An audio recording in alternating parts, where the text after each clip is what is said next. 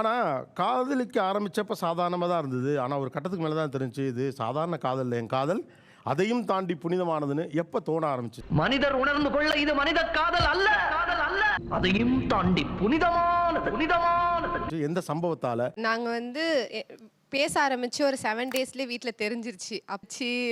என்னை வந்து மொபைல்லாம் பிடுங்கி வச்சுட்டு, மொபைலே கிடையாது, அம்மா மொபைல் தான் யூஸ் பண்ணேன். அப்படியே மாட்டிக்கிட்டு பிடுங்கி வச்சுட்டாங்க.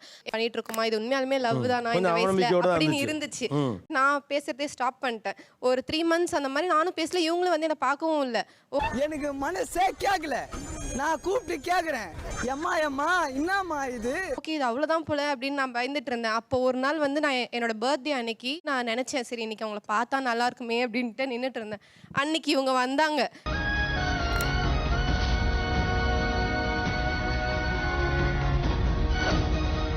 ஸோ ஒரு பிரிவுக்கு அப்புறம் நீங்கள் நினைத்தது அது ஏதோ ஒரு அதுவாகவே நடந்துருச்சு. அது நான் நடக்கல அப்படின்னா நானும் திருப்பி நான் பண்ணியிருப்பேனான்னு எனக்கு தெரியலையப்பா.